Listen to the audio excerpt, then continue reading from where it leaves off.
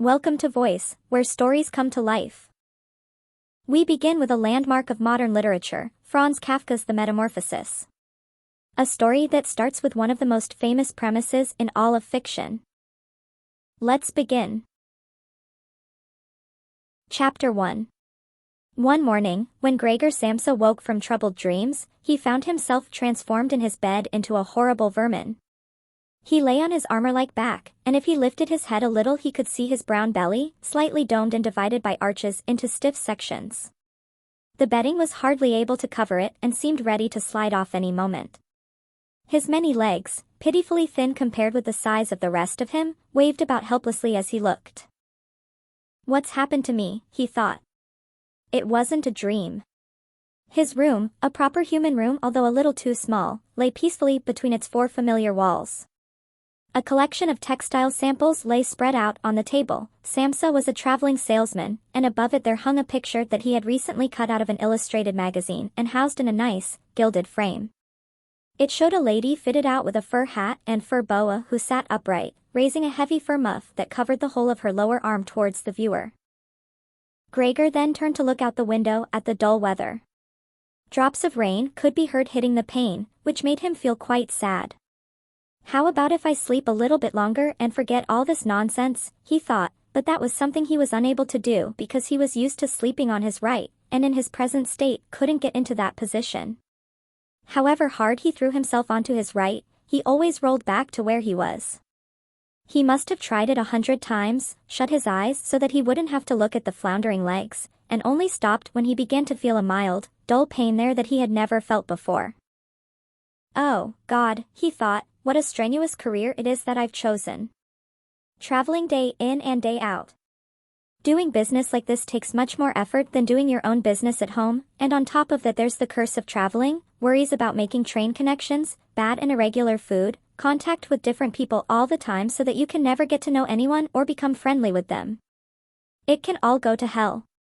He felt a slight itch up on his belly, pushed himself slowly up on his back towards the headboard so that he could lift his head better, found where the itch was, and saw that it was covered with lots of little white spots which he didn't know what to make of, and when he tried to feel the place with one of his legs he drew it quickly back because as soon as he touched it he was overcome by a cold shudder. He slid back into his former position. Getting up early all the time, he thought, it makes you stupid. You've got to get enough sleep.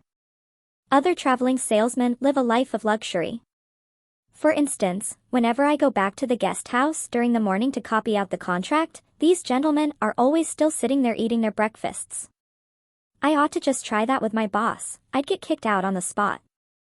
But who knows, maybe that would be the best thing for me. If I didn't have my parents to think about, I'd have given in my notice a long time ago. I'd have gone up to the boss and told him just what I think, tell him everything I would, let him know just what I feel. He'd fall right off his desk. And it's a funny sort of business to be sitting up there at your desk, talking down at your subordinates from up there, especially when you have to go right up close because the boss is hard of hearing. Well, there's still some hope. Once I've got the money together to pay off my parents' debt to him, another 5 or 6 years I suppose, that's definitely what I'll do. That's when I'll make the big change. First of all though, I've got to get up, my train leaves at 5. And he looked over at the alarm clock, ticking on the chest of drawers. God in heaven, he thought.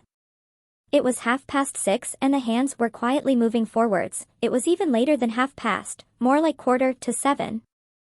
Had the alarm clock not rung? He could see from the bed that it had been set for 4 o'clock as it should have been. It certainly must have rung. Yes, but was it possible to quietly sleep through that furniture rattling noise? True, he had not slept peacefully, but probably all the more deeply because of that. What should he do now?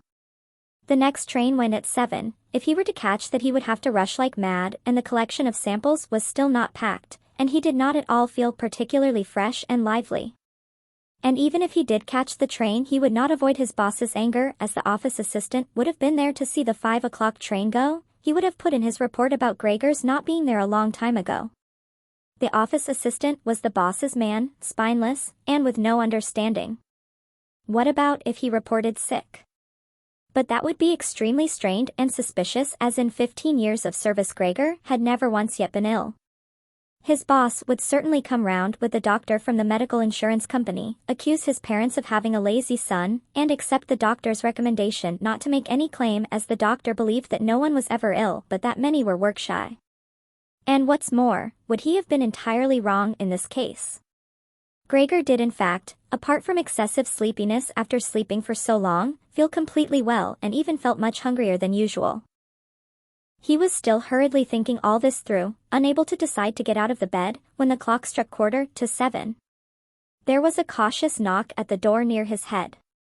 "Gregor," somebody called. It was his mother. "It's 7:15. Didn't you want to go somewhere?" That gentle voice.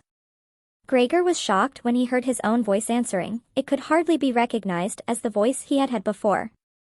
As if from deep inside him, there was a painful and uncontrollable squeaking mixed in with it. The words could be made out at first, but then there was a sort of echo which made them unclear, leaving the hearer unsure whether he had heard properly or not. Gregor had wanted to give a full answer and explain everything, but in the circumstances contented himself with saying, "Yes, mother, yes, thank you, I'm getting up now." The change in Gregor's voice probably could not be noticed outside through the wooden door, as his mother was satisfied with this explanation and shuffled away. But this short conversation made the other members of the family aware that Gregor, against their expectations, was still at home, and soon his father came knocking at one of the side doors, gently, but with his fist. "Gregor, Gregor," he called, "what's wrong?" And after a short while he called again with a warning deepness in his voice, "Gregor. Gregor." At the other side door his sister came plaintively, "Gregor? Aren't you well? Do you need anything?" Gregor answered to both sides, "I'm ready, now," making an effort to remove all the strangeness from his voice by enunciating very carefully and putting long pauses between each individual word. His father went back to his breakfast, but his sister whispered, "Gregor, open the door, I beg of you." Gregor, however, had no thought of opening the door, and instead congratulated himself for his cautious habit, acquired from his traveling, of locking all doors at night even when he was at home. The first thing he wanted to do was to get up in peace without being disturbed, to get dressed, and most of all to have his breakfast.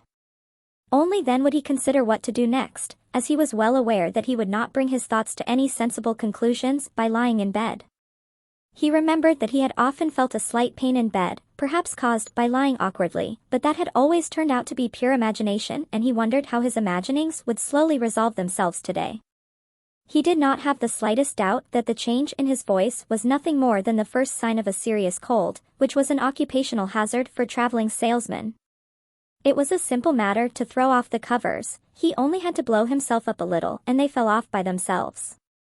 But it became difficult after that, especially as he was so exceptionally broad. He would have used his arms and his hands to push himself up, but instead of them he only had all those little legs continuously moving in different directions, and which he was moreover unable to control. If he wanted to bend one of them, then that was the first one that would stretch itself out, and if he finally managed to do what he wanted with that leg, all the others seemed to be set free and would move about painfully. "This is something that can't be done in bed," Gregor said to himself, "so don't keep trying to do it." The first thing he wanted to do was get the lower part of his body out of the bed, but he had never seen this lower part, and could not imagine what it looked like. It turned out to be too hard to move, it went so slowly, and finally, almost in a frenzy, when he carelessly shoved himself forwards with all the force he could gather, he chose the wrong direction, hit hard against the lower bedpost, and learned from the burning pain he felt that the lower part of his body might well, at present, be the most sensitive. So then he tried to get the top part of his body out of the bed first, carefully turning his head to the side. This he managed quite easily, and despite its breadth and its weight, the bulk of his body eventually followed slowly in the direction of the head. But when he had at last got his head out of the bed and into the fresh air, it occurred to him that if he let himself fall it would be a miracle if his head were not injured, so he became afraid to carry on pushing himself forward the same way. And he could not knock himself out now at any price. Better to stay in bed than lose consciousness. It took just as much effort to get back to where he had been earlier, but when he lay there sighing, and was once more watching his legs as they struggled against each other even harder than before, if that was possible, he could think of no way of bringing peace and order to this chaos. He told himself once more that it was not possible for him to stay in bed, and that the most sensible thing to do would be to get free of it in whatever way he could at whatever sacrifice. At the same time, though, he did not forget to remind himself that calm consideration was much better than rushing to desperate conclusions. At times like this he would direct his eyes to the window and look out as clearly as he could, but unfortunately, even the other side of the narrow street was enveloped in morning fog and the view had little confidence or cheer to offer him. 7 o'clock, already, he said to himself when the clock struck again, 7 o'clock, and there's still a fog like this. And he lay there quietly a while longer, breathing lightly as if he perhaps expected the total stillness to bring things back to their real and natural state. But then he said to himself, before it strikes 7:15 I'll definitely have to have got properly out of bed. And by then somebody will have come round from work to ask what's happened to me as well, as they open up at work before 7 o'clock. And so he set himself to the task of swinging the entire length of his body out of the bed all at the same time. If he succeeded in falling out of bed in this way and kept his head raised as he did so he could probably avoid injuring it. His back seemed to be quite hard, and probably nothing would happen to it falling onto the carpet. His main concern was for the loud noise he was bound to make, and which even through all the doors would probably raise concern if not alarm. But it was something that had to be risked. When Gregor was already sticking halfway out of the bed, the new method was more of a game than an effort. All he had to do was rock back and forth. It occurred to him how simple everything would be if somebody came to help him.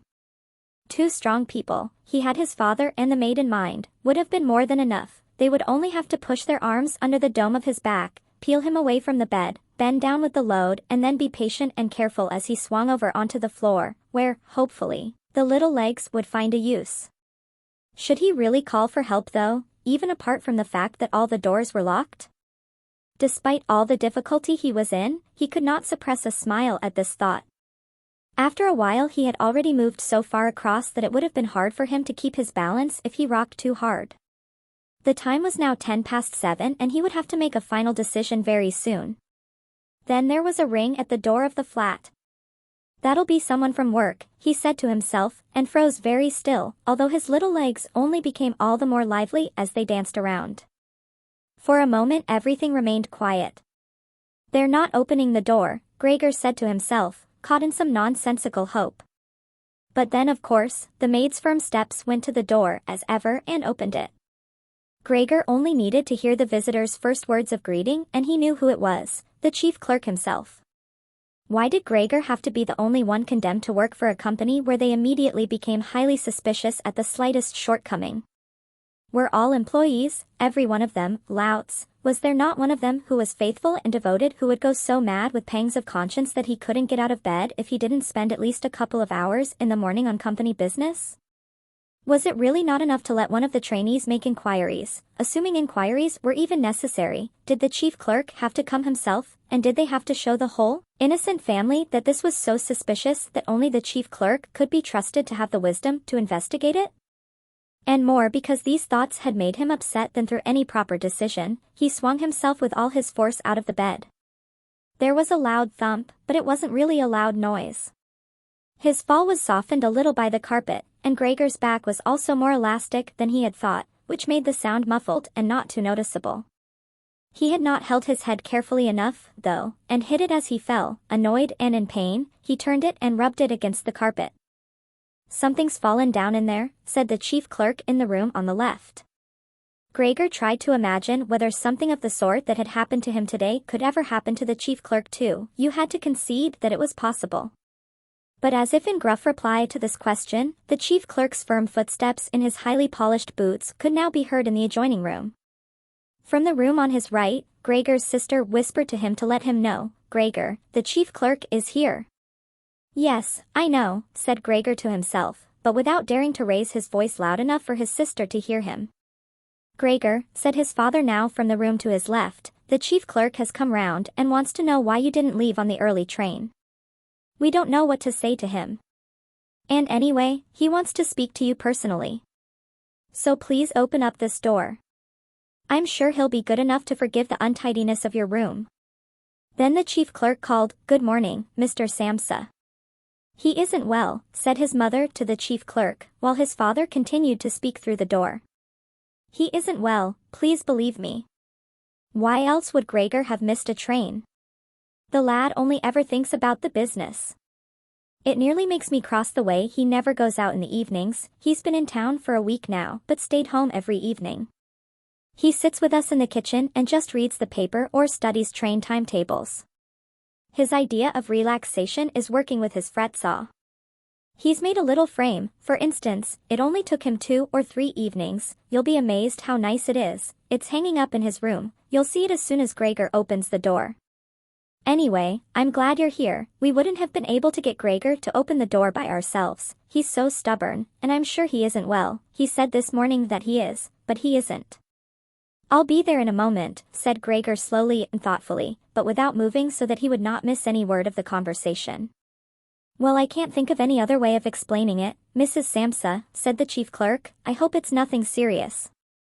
But on the other hand, I must say that if we people in commerce ever become slightly unwell, then, fortunately or unfortunately as you like, we simply have to overcome it because of business considerations.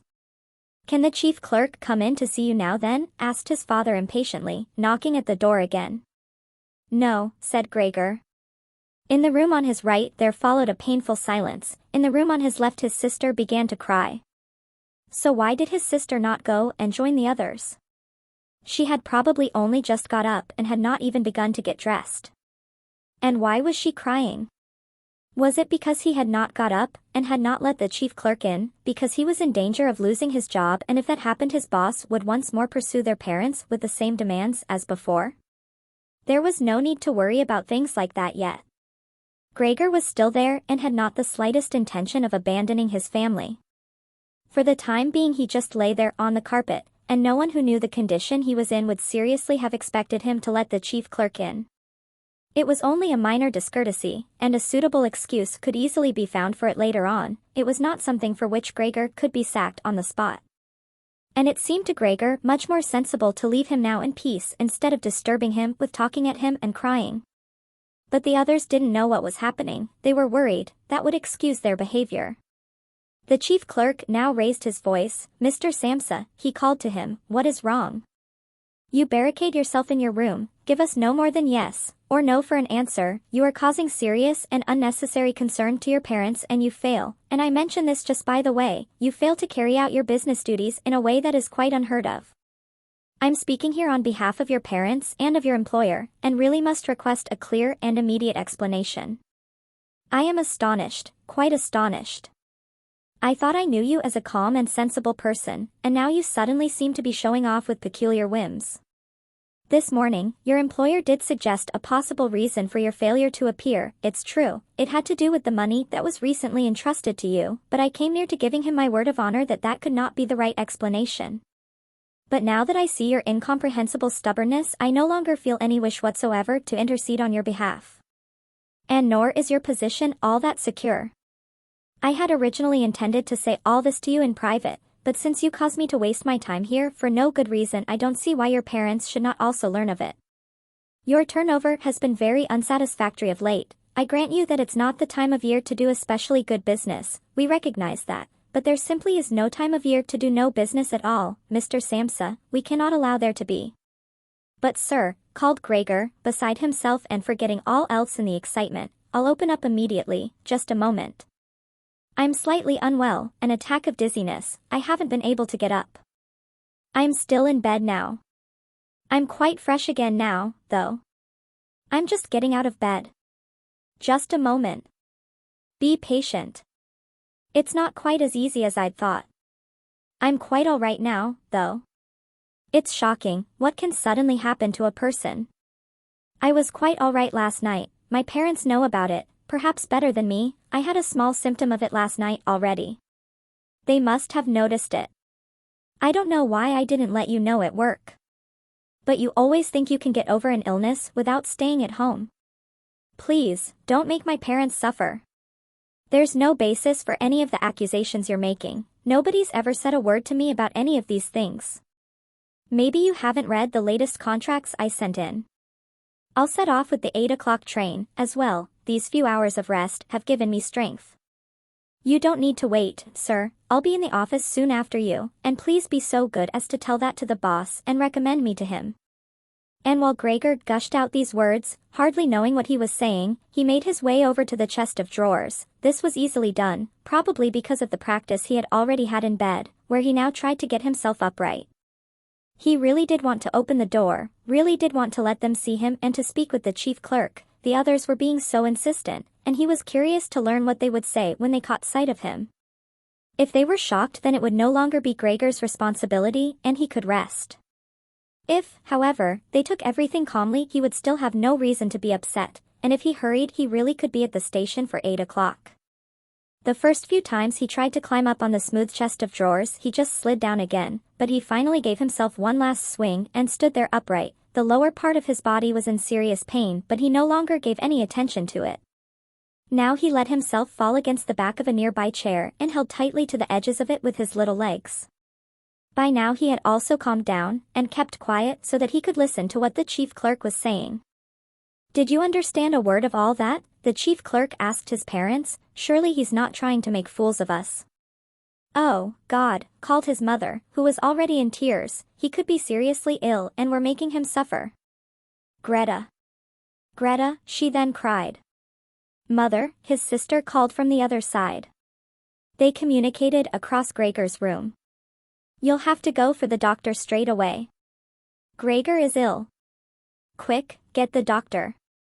"Did you hear the way Gregor spoke just now?" "That was the voice of an animal," said the chief clerk, with a calmness that was in contrast with his mother's screams. "Anna. Anna," his father called into the kitchen through the entrance hall, clapping his hands, "get a locksmith here, now." And the two girls, their skirts swishing, immediately ran out through the hall, wrenching open the front door of the flat as they went. How had his sister managed to get dressed so quickly? There was no sound of the door banging shut again. They must have left it open. People often do in homes where something awful has happened. Gregor, in contrast, had become much calmer. So they couldn't understand his words anymore, although they seemed clear enough to him, clearer than before. Perhaps his ears had become used to the sound. They had realized, though, that there was something wrong with him, and were ready to help. The first response to his situation had been confident and wise, and that made him feel better. He felt that he had been drawn back in among people, and from the doctor and the locksmith he expected great and surprising achievements, although he did not really distinguish one from the other. Whatever was said next would be crucial, so, in order to make his voice as clear as possible, he coughed a little, but taking care to do this not too loudly, as even this might well sound different from the way that a human coughs, and he was no longer sure he could judge this for himself. Meanwhile, it had become very quiet in the next room. Perhaps his parents were sat at the table whispering with the chief clerk, or perhaps they were all pressed against the door and listening. Gregor slowly pushed his way over to the door with the chair. Once there, he let go of it and threw himself onto the door, holding himself upright against it using the adhesive on the tips of his legs. He rested there a little while to recover from the effort involved and then set himself to the task of turning the key in the lock with his mouth. He seemed, unfortunately, to have no proper teeth. How was he, then, to grasp the key? But the lack of teeth was, of course, made up for with a very strong jaw. Using the jaw, he really was able to start the key turning, ignoring the fact that he must have been causing some kind of damage as a brown fluid came from his mouth, flowed over the key and dripped onto the floor. "Listen," said the chief clerk in the next room, "he's turning the key." Gregor was greatly encouraged by this, but they all should have been calling to him, his father and his mother too. "Well done, Gregor," they should have cried, "keep at it, keep hold of the lock." And with the idea that they were all excitedly following his efforts, he bit on the key with all his strength, paying no attention to the pain he was causing himself. As the key turned round, he turned around the lock with it, only holding himself upright with his mouth, and hung onto the key or pushed it down again with the whole weight of his body as needed. The clear sound of the lock as it snapped back was Gregor's sign that he could break his concentration, and as he regained his breath he said to himself, "So, I didn't need the locksmith after all." Then he lay his head on the handle of the door to open it completely. Because he had to open the door in this way, it was already wide open before he could be seen. He had first to slowly turn himself around one of the double doors, and he had to do it very carefully if he did not want to fall flat on his back before entering the room. He was still occupied with this difficult movement, unable to pay attention to anything else, when he heard the chief clerk exclaim aloud, "Oh," which sounded like the soughing of the wind. Now he also saw him. He was the nearest to the door, his hand pressed against his open mouth and slowly retreating as if driven by a steady and invisible force. Gregor's mother, her hair still disheveled from bed despite the chief clerk's being there, looked at his father. Then she unfolded her arms, took 2 steps forward towards Gregor and sank down onto the floor into her skirts that spread themselves out around her as her head disappeared down onto her breast. His father looked hostile and clenched his fists as if wanting to knock Gregor back into his room. Then he looked uncertainly round the living room, covered his eyes with his hands and wept so that his powerful chest shook. So Gregor did not go into the room, but leant against the inside of the other door, which was still held bolted in place. In this way only half of his body could be seen, along with his head above it, which he leaned over to one side as he peered out at the others. Meanwhile the day had become much lighter. Part of the endless, gray-black building on the other side of the street, which was a hospital, could be seen quite clearly with the austere and regular line of windows piercing its facade. The rain was still falling, now throwing down large, individual droplets which hit the ground one at a time. The washing up from breakfast lay on the table. There was so much of it because, for Gregor's father, breakfast was the most important meal of the day and he would stretch it out for several hours as he sat reading a number of different newspapers. On the wall exactly opposite there was a photograph of Gregor when he was a lieutenant in the army, his sword in his hand and a carefree smile on his face as he called forth respect for his uniform and bearing. The door to the entrance hall was open and as the front door of the flat was also open he could see onto the landing and the stairs where they began their way down below. "Now, then," said Gregor, well aware that he was the only one to have kept calm, "I'll get dressed straight away now, pack up my samples and set off. Will you please just let me leave? You can see," he said to the chief clerk, "that I'm not stubborn and I like to do my job. Being a commercial traveler is arduous, but without traveling I couldn't earn my living." "So where are you going? Into the office?" "Yes." "Will you report everything accurately, then?" It's quite possible for someone to be temporarily unable to work, but that's just the right time to remember what's been achieved in the past and consider that later on, once the difficulty has been removed, he will certainly work with all the more diligence and concentration. You're well aware that I'm seriously in debt to our employer as well as having to look after my parents and my sister, so that I'm trapped in a difficult situation, but I will work my way out of it again. Please don't make things any harder for me than they are already, and don't take sides against me at the office. I know that nobody likes the travelers. They think we earn an enormous wage as well as having a soft time of it. That's just prejudice, but they have no particular reason to think better of it. But you, sir, you have a better overview than the rest of the staff. In fact, if I can say this in confidence, a better overview than the boss himself. It's very easy for a businessman like him to make mistakes about his employees and judge them more harshly than he should. And you're also well aware that we travelers spend almost the whole year away from the office, so that we can very easily fall victim to gossip and chance and groundless complaints, and it's almost impossible to defend yourself from that sort of thing. We don't usually even hear about them. Or if at all it's when we arrive back home exhausted from a trip, and that's when we feel the harmful effects of what's been going on without even knowing what caused them.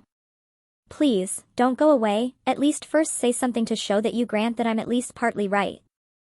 But the chief clerk had turned away as soon as Gregor had started to speak, and, with protruding lips, only stared back at him over his trembling shoulders as he left. He did not keep still for a moment while Gregor was speaking, but moved steadily towards the door without taking his eyes off him. He moved very gradually, as if there had been some secret prohibition on leaving the room. It was only when he had reached the entrance hall that he made a sudden movement, drew his foot from the living room, and rushed forward in a panic. In the hall, he stretched his right hand far out towards the stairway as if out there were some supernatural force waiting to save him. Gregor realized that it was out of the question to let the chief clerk go away in this mood if his position in the firm was not to be put into extreme danger. That was something his parents did not understand very well. Over the years, they had become convinced that this job would provide for Gregor for his entire life, and besides, they had so much to worry about at present that they had lost sight of any thought for the future. Gregor, though, did think about the future. The chief clerk had to be held back, calmed down, convinced and finally won over. The future of Gregor and his family depended on it. If only his sister were here. She was clever. She was already in tears while Gregor was still lying peacefully on his back. And the chief clerk was a lover of women, surely she could persuade him. She would close the front door in the entrance hall and talk him out of his shocked state. But his sister was not there. Gregor would have to do the job himself. And without considering that he still was not familiar with how well he could move about in his present state, or that his speech still might not, or probably would not, be understood, he let go of the door, pushed himself through the opening, tried to reach the chief clerk on the landing who, ridiculously, was holding on to the banister with both hands, but Gregor fell immediately over and, with a little scream as he sought something to hold onto, landed on his numerous little legs. Hardly had that happened then, for the first time that day, he began to feel all right with his body. The little legs had the solid ground under them. To his pleasure, they did exactly as he told them. They were even making the effort to carry him where he wanted to go, and he was soon believing that all his sorrows would soon be finally at an end. He held back the urge to move, but swayed from side to side as he crouched there on the floor. His mother was not far away in front of him and seemed, at first, quite engrossed in herself. But then she suddenly jumped up with her arms outstretched and her fingers spread shouting, "Help, for pity's sake, help." The way she held her head suggested she wanted to see Gregor better, but the unthinking way she was hurrying backwards showed that she did not. She had forgotten that the table was behind her with all the breakfast things on it. When she reached the table she sat quickly down on it without knowing what she was doing, without even seeming to notice that the coffee pot had been knocked over and a gush of coffee was pouring down onto the carpet. "Mother, mother," said Gregor gently, looking up at her. He had completely forgotten the chief clerk for the moment, but could not help himself snapping in the air with his jaws at the sight of the flow of coffee. That set his mother screaming anew. She fled from the table and into the arms of his father as he rushed towards her. Gregor, though, had no time to spare for his parents now. The chief clerk had already reached the stairs. With his chin on the banister, he looked back for the last time. Gregor made a run for him. He wanted to be sure of reaching him. The chief clerk must have expected something, as he leapt down several steps at once and disappeared, his shouts resounding all around the staircase. The flight of the chief clerk seemed, unfortunately, to put Gregor's father into a panic as well. Until then he had been relatively self-controlled, but now, instead of running after the chief clerk himself, or at least not impeding Gregor as he ran after him, Gregor's father seized the chief clerk's stick in his right hand. The chief clerk had left it behind on a chair, along with his hat and overcoat, picked up a large newspaper from the table with his left, and used them to drive Gregor back into his room, stamping his foot at him as he went. Gregor's appeals to his father were of no help. His appeals were simply not understood. However much he humbly turned his head, his father merely stamped his foot all the harder. Across the room, despite the chilly weather, Gregor's mother had pulled open a window, leant far out of it and pressed her hands to her face. A strong draft of air flew in from the street towards the stairway, the curtains flew up, the newspapers on the table fluttered and some of them were blown onto the floor. Nothing would stop Gregor's father as he drove him back, making hissing noises at him like a wild man. Gregor had never had any practice in moving backwards and was only able to go very slowly. If Gregor had only been allowed to turn round he would have been back in his room straight away, but he was afraid that if he took the time to do that his father would become impatient, and there was the threat of a lethal blow to his back or head from the stick in his father's hand any moment. Eventually, though, Gregor realized that he had no choice as he saw, to his disgust, that he was quite incapable of going backwards in a straight line, so he began, as quickly as possible and with frequent anxious glances at his father, to turn himself round. It went very slowly, but perhaps his father was able to see his good intentions as he did nothing to hinder him. In fact, now and then he used the tip of his stick to give directions from a distance as to which way to turn. If only his father would stop that unbearable hissing. It was making Gregor quite confused. When he had nearly finished turning round, still listening to that hissing, he made a mistake and turned himself back a little the way he had just come. He was pleased when he finally had his head in front of the doorway, but then saw that it was too narrow, and his body was too broad to get through it without further difficulty. In his present mood, it obviously did not occur to his father to open the other of the double doors so that Gregor would have enough space to get through. He was merely fixed on the idea that Gregor should be got back into his room as quickly as possible. Nor would he ever have allowed Gregor the time to get himself upright as preparation for getting through the doorway. What he did, making more noise than ever, was to drive Gregor forwards all the harder as if there had been nothing in the way. It sounded to Gregor as if there was now more than one father behind him. It was not a pleasant experience. and Gregor pushed himself into the doorway without regard for what might happen. One side of his body lifted itself, he lay at an angle in the doorway, one flank scraped on the white door and was painfully injured, leaving vile brown flecks on it. Soon he was stuck fast and would not have been able to move it all by himself. The little legs along one side hung quivering in the air while those on the other side were pressed painfully against the ground. Then his father gave him a hefty shove from behind which released him from where he was held and sent him flying, and heavily bleeding, deep into his room. The door was slammed shut with the stick, then, finally, all was quiet. Chapter 2. It was not until it was getting dark that evening that Gregor awoke from his deep and coma-like sleep. He would have woken soon afterwards anyway even if he hadn't been disturbed, as he had had enough sleep and felt fully rested. But he had the impression that some hurried steps and the sound of the door leading into the front room being carefully shut had woken him. The light from the electric street lamps shone palely here and there onto the ceiling and tops of the furniture, but down below, where Gregor was, it was dark.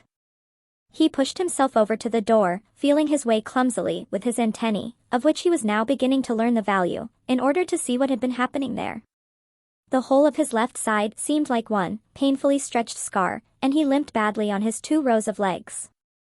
One of the legs had been badly injured in the events of that morning. It was nearly a miracle that only one of them had been, and dragged along lifelessly. It was only when he had reached the door that he realized what it actually was that had drawn him over to it. It was the smell of something to eat. By the door there was a dish filled with sweetened milk with little pieces of white bread floating in it. He was so pleased he almost laughed, as he was even hungrier than he had been that morning, and immediately dipped his head into the milk, nearly covering his eyes with it. But he soon drew his head back again in disappointment. Not only did the pain in his tender left side make it difficult to eat the food, he was only able to eat if his whole body worked together as a snuffling whole, but the milk did not taste at all nice. Milk like this was normally his favorite drink, and his sister had certainly left it there for him because of that, but he turned, almost against his own will, away from the dish and crawled back into the center of the room. Through the crack in the door, Gregor could see that the gas had been lit in the living room. His father at this time would normally be sat with his evening paper, reading it out in a loud voice to Gregor's mother, and sometimes to his sister, but there was now not a sound to be heard. Gregor's sister would often write and tell him about this reading, but maybe his father had lost the habit in recent times. It was so quiet all around too, even though there must have been somebody in the flat. What a quiet life it is the family lead, said Gregor to himself, and, gazing into the darkness, felt a great pride that he was able to provide a life like that in such a nice home for his sister and parents. But what now, if all this peace and wealth and comfort should come to a horrible and frightening end? That was something that Gregor did not want to think about too much, so he started to move about, crawling up and down the room. Once during that long evening, the door on one side of the room was opened very slightly and hurriedly closed again. Later on the door on the other side did the same. It seemed that someone needed to enter the room but thought better of it. Gregor went and waited immediately by the door, resolved either to bring the timorous visitor into the room in some way or at least to find out who it was, but the door was opened no more that night and Gregor waited in vain. The previous morning while the doors were locked everyone had wanted to get in there to him, but now that he had opened up one of the doors and the other had clearly been unlocked some time during the day, no one came, and the keys were in the other sides. It was not until late at night that the gas light in the living room was put out, and now it was easy to see that his parents and sister had stayed awake all that time, as they all could be distinctly heard as they went away together on tiptoe. It was clear that no one would come into Gregor's room any more until morning. That gave him plenty of time to think undisturbed about how he would have to rearrange his life. For some reason, the tall, empty room where he was forced to remain made him feel uneasy as he lay there flat on the floor, even though he had been living in it for 5 years. Hardly aware of what he was doing other than a slight feeling of shame, he hurried under the couch. It pressed down on his back a little, and he was no longer able to lift his head, but he nonetheless felt immediately at ease, and his only regret was that his body was too broad to get it all underneath. He spent the whole night there. Some of the time he passed in a light sleep, although he frequently woke from it in alarm because of his hunger, and some of the time was spent in worries and vague hopes which, however, always led to the same conclusion. For the time being he must remain calm, he must show patience and the greatest consideration so that his family could bear the unpleasantness that he, in his present condition, was forced to impose on them. Gregor soon had the opportunity to test the strength of his decisions, as early the next morning, almost before the night had ended, his sister, nearly fully dressed, opened the door from the front room and looked anxiously in. She did not see him straight away, but when she did notice him under the couch, he had to be somewhere. For God's sake, he couldn't have flown away. She was so shocked that she lost control of herself and slammed the door shut again from outside. But she seemed to regret her behavior, as she opened the door again straight away and came in on tiptoe, as if entering the room of someone seriously ill or even of a stranger. Gregor had pushed his head forward, right to the edge of the couch, and watched her. Would she notice that he had left the milk as it was, realize that it was not from any lack of hunger and bring him in some other food that was more suitable? If she didn't do it herself, he would rather go hungry than draw her attention to it, although he did feel a terrible urge to rush forward from under the couch, throw himself at his sister's feet and beg her for something good to eat. However, his sister noticed the full dish immediately and looked at it and the few drops of milk splashed around it with some surprise. She immediately picked it up, using a rag, not her bare hands, and carried it out. Gregor was extremely curious as to what she would bring in its place, imagining the wildest possibilities, but he never could have guessed what his sister, in her goodness, actually did bring. In order to test his taste, she brought him a whole selection of things, all spread out on an old newspaper. There were old, half-rotten vegetables, bones from the evening meal, covered in white sauce that had gone hard, a few raisins and almonds, some cheese that Gregor had declared inedible 2 days before, a dry roll and some bread spread with butter and salt. As well as all that she had poured some water into the dish, which had probably been permanently set aside for Gregor's use, and placed it beside them. Then, out of consideration for Gregor's feelings, as she knew that he would not eat in front of her, she hurried out again and even turned the key in the lock so that Gregor would know he could make things as comfortable for himself as he liked. Gregor's little legs whirred, at last he could eat. What's more, his injuries must already have completely healed as he found no difficulty in moving. This amazed him, as more than a month earlier he had cut his finger slightly with a knife. He thought of how his finger had still hurt the day before yesterday. Am I less sensitive than I used to be, then, he thought, and was already sucking greedily at the cheese, which had immediately, almost compellingly, attracted him much more than the other foods on the newspaper.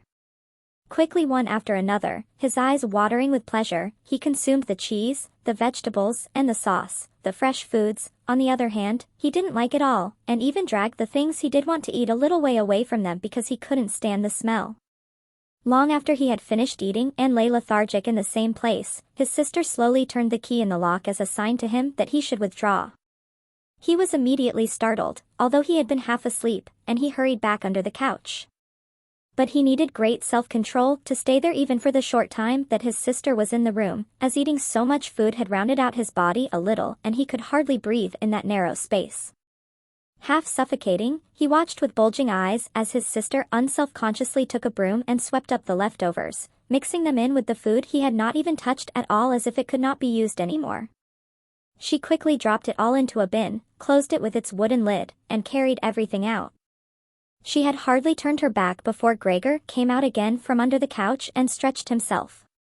This was how Gregor received his food each day now, once in the morning while his parents and the maid were still asleep, and the second time after everyone had eaten their meal at midday as his parents would sleep for a little while then as well, and Gregor's sister would send the maid away on some errand. Gregor's father and mother certainly did not want him to starve either, but perhaps it would have been more than they could stand to have any more experience of his feeding than being told about it, and perhaps his sister wanted to spare them what distress she could as they were indeed suffering enough. It was impossible for Gregor to find out what they had told the doctor and the locksmith that first morning to get them out of the flat. As nobody could understand him, nobody, not even his sister, thought that he could understand them, so he had to be content to hear his sister's sighs and appeals to the saints as she moved about his room. It was only later, when she had become a little more used to everything, there was, of course, no question of her ever becoming fully used to the situation, that Gregor would sometimes catch a friendly comment, or at least a comment that could be construed as friendly.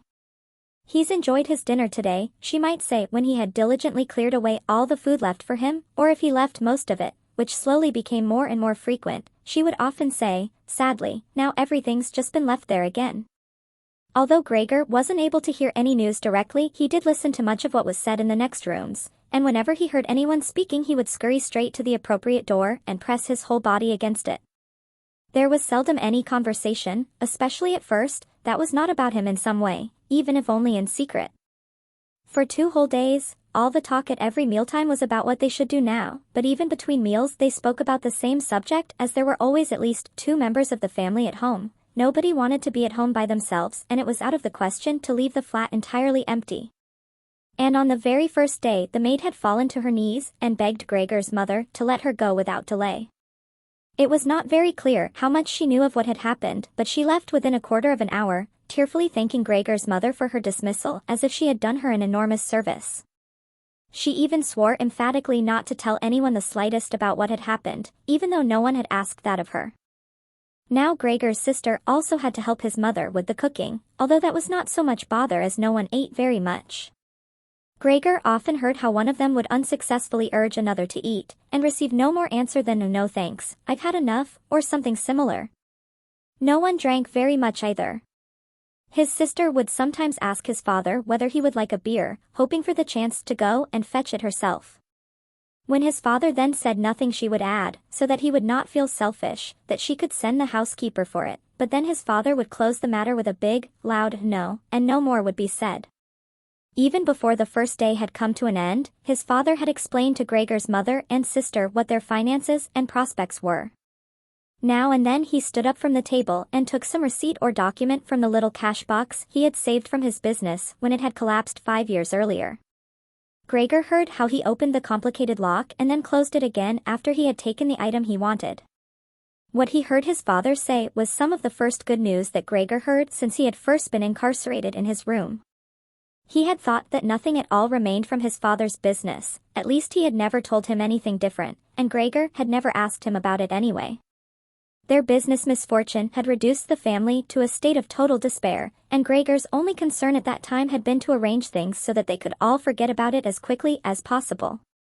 So then he started working especially hard, with a fiery vigor that raised him from a junior salesman to a traveling representative almost overnight, bringing with it the chance to earn money in quite different ways. Gregor converted his success at work straight into cash that he could lay on the table at home for the benefit of his astonished and delighted family. They had been good times, and they had never come again, at least not with the same splendor, even though Gregor had later earned so much that he was in a position to bear the costs of the whole family, and did bear them. They had even got used to it, both Gregor and the family. They took the money with gratitude and he was glad to provide it, although there was no longer much warm affection given in return. Gregor only remained close to his sister now. Unlike him, she was very fond of music and a gifted and expressive violinist. It was his secret plan to send her to the conservatory next year even though it would cause great expense that would have to be made up for in some other way. During Gregor's short periods in town, conversation with his sister would often turn to the conservatory, but it was only ever mentioned as a lovely dream that could never be realized. Their parents did not like to hear this innocent talk, but Gregor thought about it quite hard and decided he would let them know what he planned with a grand announcement of it on Christmas Day. That was the sort of totally pointless thing that went through his mind in his present state, pressed upright against the door and listening. There were times when he simply became too tired to continue listening, when his head would fall wearily against the door and he would pull it up again with a start, as even the slightest noise he caused would be heard next door and they would all go silent. "What's that he's doing now?" his father would say after a while, clearly having gone over to the door, and only then would the interrupted conversation slowly be taken up again. When explaining things, his father repeated himself several times, partly because it was a long time since he had been occupied with these matters himself and partly because Gregor's mother did not understand everything the first time. From these repeated explanations Gregor learned, to his pleasure, that despite all their misfortunes there was still some money available from the old days. It was not a lot, but it had not been touched in the meantime and some interest had accumulated. Besides that, they had not been using up all the money that Gregor had been bringing home every month, keeping only a little for himself, so that, too, had been accumulating. Behind the door, Gregor nodded with enthusiasm in his pleasure at this unexpected thrift and caution. He could actually have used this surplus money to reduce his father's debt to his boss, and the day when he could have freed himself from that job would have come much closer, but now it was certainly better the way his father had done things. This money, however, was certainly not enough to enable the family to live off the interest. It was enough to maintain them for, perhaps, 1 or 2 years, no more. That's to say, it was money that should not really be touched but set aside for emergencies. Money to live on had to be earned. His father was healthy but old, and lacking in self-confidence. During the 5 years that he had not been working, the first holiday in a life that had been full of strain and no success, he had put on a lot of weight and become very slow and clumsy. Would Gregor's elderly mother now have to go and earn money? She suffered from asthma, and it was a strain for her just to move about the home. Every other day would be spent struggling for breath on the sofa by the open window. Would his sister have to go and earn money? She was still a child of 17, her life up till then had been very enviable, consisting of wearing nice clothes, sleeping late, helping out in the business, joining in with a few modest pleasures, and most of all playing the violin. Whenever they began to talk of the need to earn money, Gregor would always first let go of the door and then throw himself onto the cool, leather sofa next to it, as he became quite hot with shame and regret. He would often lie there the whole night through, not sleeping a wink but scratching at the leather for hours on end. Or he might go to all the effort of pushing a chair to the window, climbing up onto the sill and, propped up in the chair, leaning on the window to stare out of it. He had used to feel a great sense of freedom from doing this, but doing it now was obviously something more remembered than experienced, as what he actually saw in this way was becoming less distinct every day, even things that were quite near. He had used to curse the ever-present view of the hospital across the street, but now he could not see it at all, and if he had not known that he lived in Charlottenstrasse, which was a quiet street despite being in the middle of the city, he could have thought that he was looking out the window at a barren waste where the grey sky and the grey earth mingled inseparably. His observant sister only needed to notice the chair twice before she would always push it back to its exact position by the window after she had tidied up the room, and even left the inner pane of the window open from then on. If Gregor had only been able to speak to his sister and thank her for all that she had to do for him, it would have been easier for him to bear it, but as it was, it caused him pain. His sister, naturally, tried as far as possible to pretend there was nothing burdensome about it, and the longer it went on, of course, the better she was able to do so, but as time went by Gregor was also able to see through it all so much better. It had even become very unpleasant for him, now, whenever she entered the room. No sooner had she come in than she would quickly close the door as a precaution so that no one would have to suffer the view into Gregor's room, then she would go straight to the window and pull it hurriedly open almost as if she were suffocating. Even if it was cold, she would stay at the window breathing deeply for a little while. She would alarm Gregor twice a day with this running about and noise-making. He would stay under the couch shivering the whole while, knowing full well that she would certainly have liked to spare him this ordeal, but it was impossible for her to be in the same room with him with the windows closed. One day, about a month after Gregor's transformation, when his sister no longer had any particular reason to be shocked at his appearance, she came into the room a little earlier than usual and found him still staring out the window, motionless, and just where he would be most horrible. In itself, his sister's not coming into the room would have been no surprise for Gregor, as it would have been difficult for her to immediately open the window while he was still there, but not only did she not come in, she went straight back and closed the door behind her. A stranger would have thought he had threatened her and tried to bite her. Gregor went straight to hide himself under the couch, of course, but he had to wait until midday before his sister came back, and she seemed much more uneasy than usual. It made him realize that she still found his appearance unbearable and would continue to do so. She probably even had to overcome the urge to flee when she saw the little bit of him that protruded from under the couch. One day, in order to spare her even this sight, he spent 4 hours carrying the bedsheet over to the couch on his back and arranged it so that he was completely covered and his sister would not be able to see him even if she bent down. If she did not think this sheet was necessary, then all she had to do was take it off again, as it was clear enough that it was no pleasure for Gregor to cut himself off so completely. She left the sheet where it was. Gregor even thought he glimpsed a look of gratitude one time when he carefully looked out from under the sheet to see how his sister liked the new arrangement. For the first 14 days, Gregor's parents could not bring themselves to come into the room to see him. He would often hear them say how they appreciated all the new work his sister was doing, even though, before, they had seen her as a girl who was somewhat useless and frequently been annoyed with her. But now the two of them, father and mother, would often both wait outside the door of Gregor's room while his sister tidied up in there, and as soon as she went out again she would have to tell them exactly how everything looked, what Gregor had eaten, how he had behaved this time, and whether, perhaps, any slight improvement could be seen. His mother also wanted to go in and visit Gregor relatively soon, but his father and sister at first persuaded her against it. Gregor listened very closely to all this, and approved fully. Later, though, she had to be held back by force, which made her call out, "Let me go and see Gregor, he is my unfortunate son.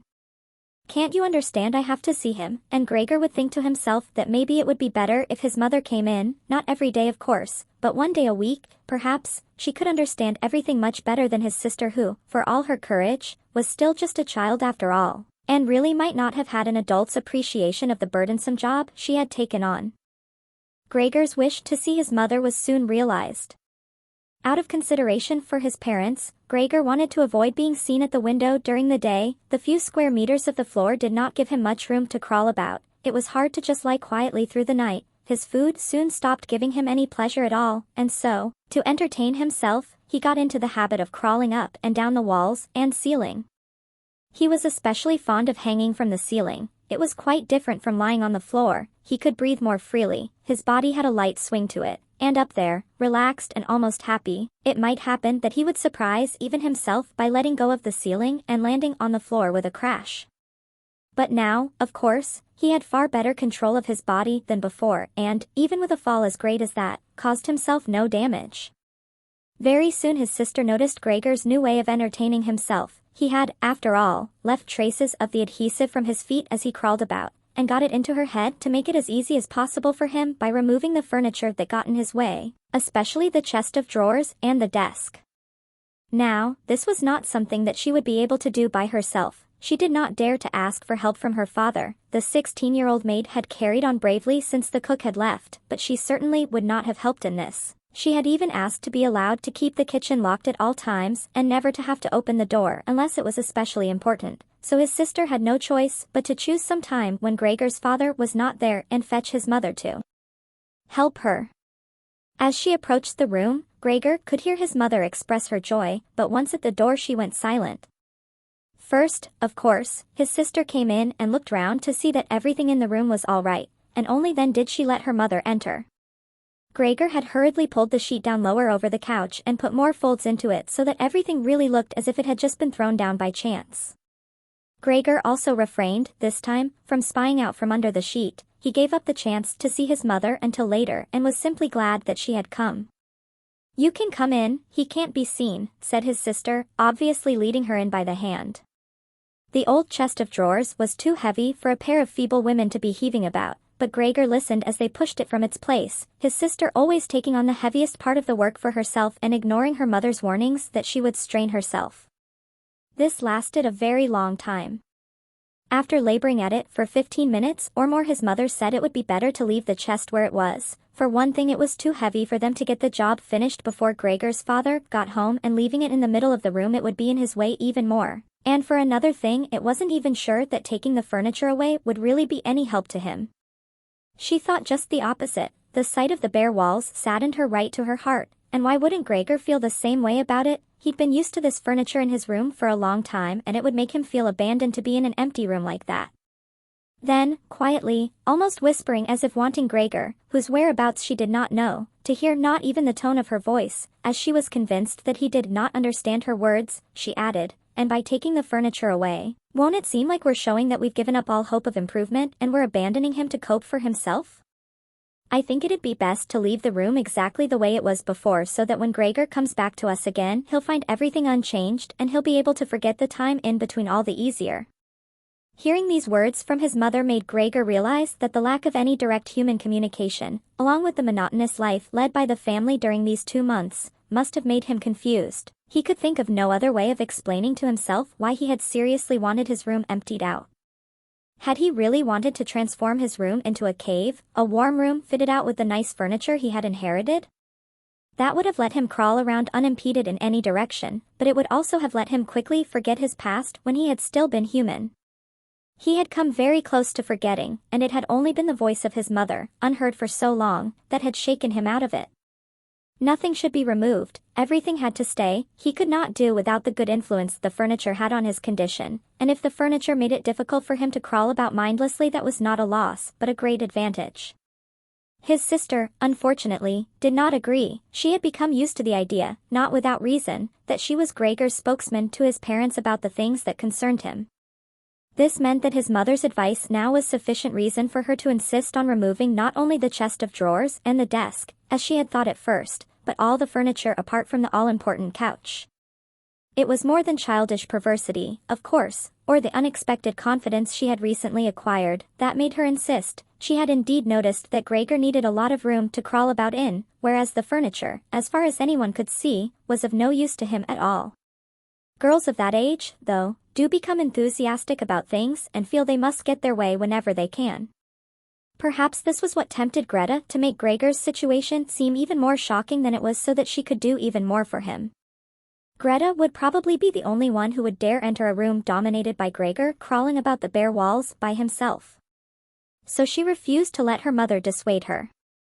Gregor's mother already looked uneasy in his room. She soon stopped speaking and helped Gregor's sister to get the chest of drawers out with what strength she had.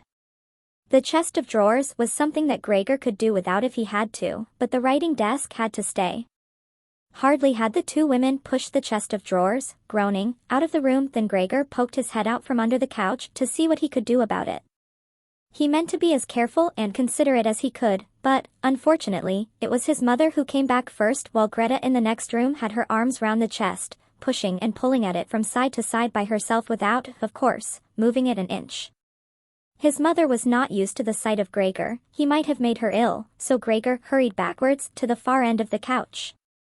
In his startlement, though, he was not able to prevent the sheet at its front from moving a little. It was enough to attract his mother's attention. She stood very still, remained there a moment, and then went back out to Grete. Gregor kept trying to assure himself that nothing unusual was happening, it was just a few pieces of furniture being moved after all, but he soon had to admit that the women going to and fro, their little calls to each other, the scraping of the furniture on the floor, all these things made him feel as if he were being assailed from all sides. With his head and legs pulled in against him and his body pressed to the floor, he was forced to admit to himself that he could not stand all of this much longer. They were emptying his room out, taking away everything that was dear to him. They had already taken out the chest containing his fret saw and other tools. Now they threatened to remove the writing desk with its place clearly worn into the floor, the desk where he had done his homework as a business trainee. At high school, even while he had been at infant school, he really could not wait any longer to see whether the two women's intentions were good. He had nearly forgotten they were there anyway, as they were now too tired to say anything while they worked and he could only hear their feet as they stepped heavily on the floor. So, while the women were leant against the desk in the other room catching their breath, he sallied out, changed direction 4 times not knowing what he should say first before his attention was suddenly caught by the picture on the wall, which was already denuded of everything else that had been on it, of the lady dressed in copious fur. He hurried up onto the picture and pressed himself against its glass. It held him firmly and felt good on his hot belly. This picture at least, now totally covered by Gregor, would certainly be taken away by no one. He turned his head to face the door into the living room so that he could watch the women when they came back. They had not allowed themselves a long rest and came back quite soon. Grete had put her arm around her mother and was nearly carrying her. "What shall we take now, then?" said Grete and looked around. Her eyes met those of Gregor on the wall. Perhaps only because her mother was there, she remained calm, bent her face to her so that she would not look round and said, albeit hurriedly and with a tremor in her voice, "Come on, let's go back in the living room for a while?" Gregor could see what Grete had in mind. She wanted to take her mother somewhere safe and then chase him down from the wall. Well, she could certainly try it. He sat unyielding on his picture. He would rather jump at Grete's face. But Grete's words had made her mother quite worried. She stepped to one side, saw the enormous brown patch against the flowers of the wallpaper, and before she even realized it was Gregor that she saw screamed, "Oh God, oh God." Arms outstretched, she fell onto the couch as if she had given up everything and stayed there immobile. "Gregor," shouted his sister, glowering at him and shaking her fist. That was the first word she had spoken to him directly since his transformation. She ran into the other room to fetch some kind of smelling salts to bring her mother out of her faint. Gregor wanted to help too. He could save his picture later, although he stuck fast to the glass and had to pull himself off by force. Then he, too, ran into the next room as if he could advise his sister like in the old days, but he had to just stand behind her doing nothing. She was looking into various bottles. He startled her when she turned round. A bottle fell to the ground and broke. splinter cut Gregor's face, some kind of caustic medicine splashed all over him. Now, without delaying any longer, Grete took hold of all the bottles she could and ran with them in to her mother. She slammed the door shut with her foot. So now Gregor was shut out from his mother, who, because of him, might be near to death. He could not open the door if he did not want to chase his sister away, and she had to stay with his mother. There was nothing for him to do but wait, and, oppressed with anxiety and self-reproach, he began to crawl about. He crawled over everything, walls, furniture, ceiling, and finally in his confusion as the whole room began to spin around him, he fell down into the middle of the dinner table. He lay there for a while, numb and immobile. All around him it was quiet. Maybe that was a good sign. Then there was someone at the door. The maid, of course, had locked herself in her kitchen so that Grete would have to go and answer it. His father had arrived home. "What's happened?" were his first words. Grete's appearance must have made everything clear to him. She answered him with subdued voice, and openly pressed her face into his chest. "Mother's fainted, but she's better now." Gregor got out. "Just as I expected," said his father, "just as I always said, but you women wouldn't listen, would you?" It was clear to Gregor that Grete had not said enough and that his father took it to mean that something bad had happened, that he was responsible for some act of violence. That meant Gregor would now have to try to calm his father, as he did not have the time to explain things to him even if that had been possible. So he fled to the door of his room and pressed himself against it so that his father, when he came in from the hall, could see straight away that Gregor had the best intentions and would go back into his room without delay, that it would not be necessary to drive him back, but that they had only to open the door and he would disappear. His father, though, was not in the mood to notice subtleties like that. "Ah!" he shouted as he came in, sounding as if he were both angry and glad at the same time.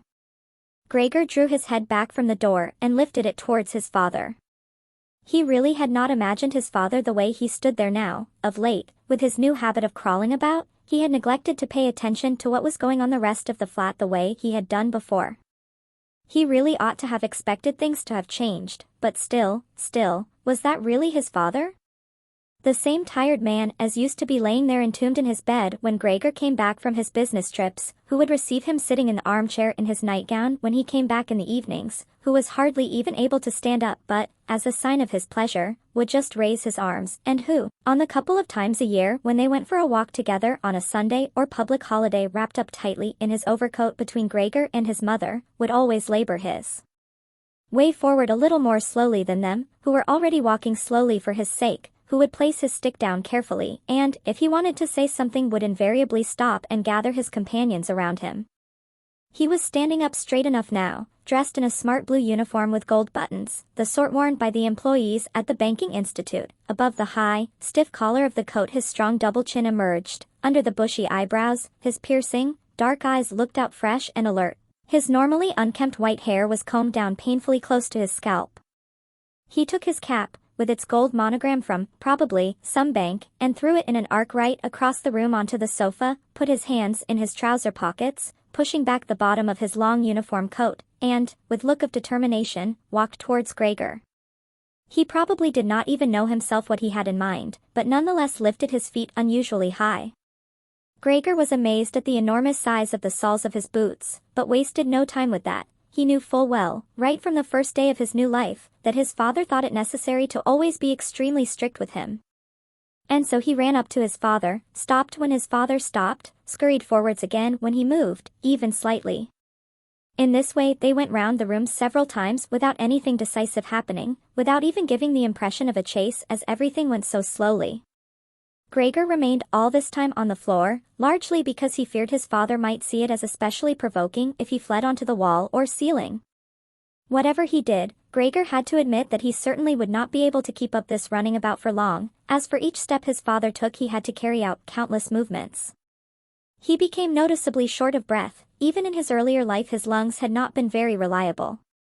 Now, as he lurched about in his efforts to muster all the strength he could for running, he could hardly keep his eyes open. His thoughts became too slow for him to think of any other way of saving himself than running. He almost forgot that the walls were there for him to use, although, here, they were concealed behind carefully carved furniture full of notches and protrusions. Then, right beside him, lightly tossed, something flew down and rolled in front of him.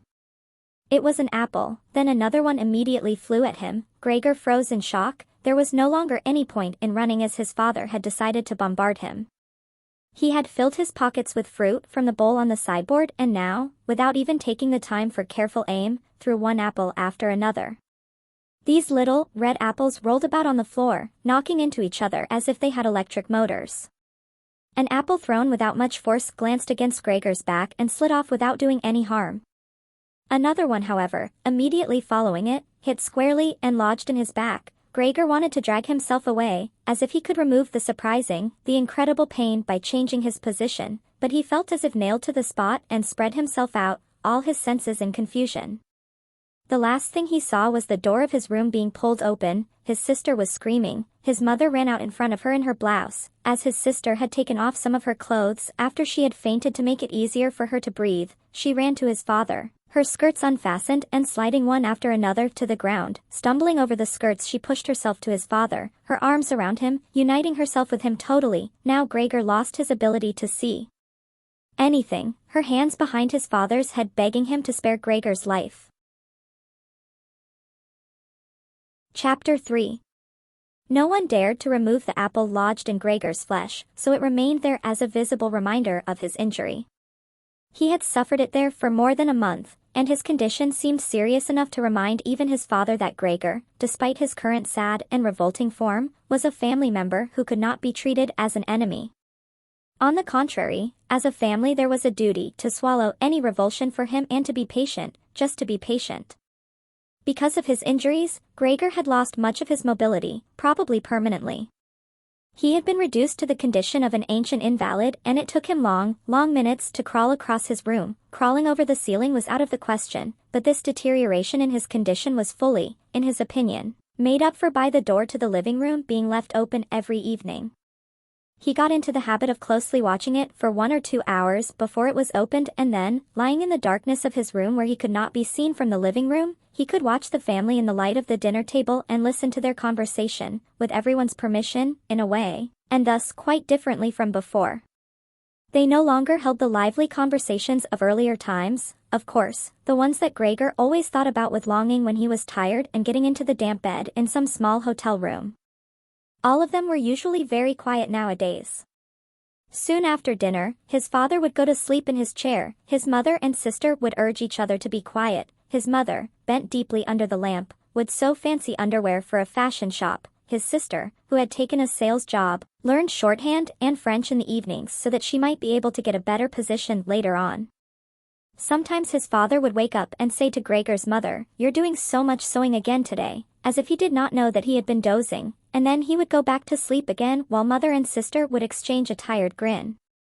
With a kind of stubbornness, Gregor's father refused to take his uniform off even at home. While his nightgown hung unused on its peg, Gregor's father would slumber where he was, fully dressed, as if always ready to serve and expecting to hear the voice of his superior even here. The uniform had not been new to start with, but as a result of this it slowly became even shabbier despite the efforts of Gregor's mother and sister to look after it. Gregor would often spend the whole evening looking at all the stains on this coat, with its gold buttons always kept polished and shiny, while the old man in it would sleep, highly uncomfortable but peaceful. As soon as it struck 10, Gregor's mother would speak gently to his father to wake him and try to persuade him to go to bed, as he couldn't sleep properly where he was and he really had to get his sleep if he was to be up at 6 to get to work. But since he had been in work, he had become more obstinate and would always insist on staying longer at the table, even though he regularly fell asleep, and it was then harder than ever to persuade him to exchange the chair for his bed. Then, however much mother and sister would importune him with little reproaches and warnings, he would keep slowly shaking his head for a quarter of an hour with his eyes closed and refusing to get up. Gregor's mother would tug at his sleeve, whisper endearments into his ear. Gregor's sister would leave her work to help her mother, but nothing would have any effect on him. He would just sink deeper into his chair. Only when the two women took him under the arms he would abruptly open his eyes, look at them one after the other, and say, "What a life! This is what peace I get in my old age." And supported by the two women he would lift himself up carefully as if he were carrying the greatest load himself, let the women take him to the door, send them off and carry on by himself, while Gregor's mother would throw down her needle and his sister her pen so that they could run after his father and continue being of help to him. Who, in this tired and overworked family, would have had time to give more attention to Gregor than was absolutely necessary? the household budget became even smaller, so now the maid was dismissed. An enormous, thick-boned charwoman with white hair that flapped around her head came every morning and evening to do the heaviest work. Everything else was looked after by Gregor's mother on top of the large amount of sewing work she did. Gregor even learned, listening to the evening conversation about what price they had hoped for, that several items of jewelry belonging to the family had been sold, even though both mother and sister had been very fond of wearing them at functions and celebrations. But the loudest complaint was that although the flat was much too big for their present circumstances, they could not move out of it. There was no imaginable way of transferring Gregor to the new address. He could see quite well, though, that there were more reasons than consideration for him that made it difficult for them to move. It would have been quite easy to transport him in any suitable crate, with a few air holes in it. The main thing holding the family back from their decision to move was much more to do with their total despair, and the thought that they had been struck with a misfortune unlike anything experienced by anyone else they knew or were related to. They carried out absolutely everything that the world expects from poor people. Gregor's father brought bank employees their breakfast, his mother sacrificed herself by washing clothes for strangers, his sister ran back and forth behind her desk at the behest of the customers, but they just did not have the strength to do any more. And the injury in Gregor's back began to hurt as much as when it was new. After they had come back from taking his father to bed, Gregor's mother and sister would now leave their work where it was and sit close together, cheek to cheek. His mother would point to Gregor's room and say, "Close that door, Grete," and then, when he was in the dark again, they would sit in the next room and their tears would mingle, or they would simply sit there staring dry-eyed at the table. Gregor hardly slept at all either night or day. Sometimes he would think of taking over the family's affairs, just like before. The next time the door was opened, he had long forgotten about his boss and the chief clerk, but they would appear again in his thoughts, the salesman and the apprentices, that stupid T-Bowie, 2 or 3 friends from other businesses, one of the chambermaids from a provincial hotel, a tender memory that appeared and disappeared again, a cashier from a hat shop for whom his attention had been serious but too slow.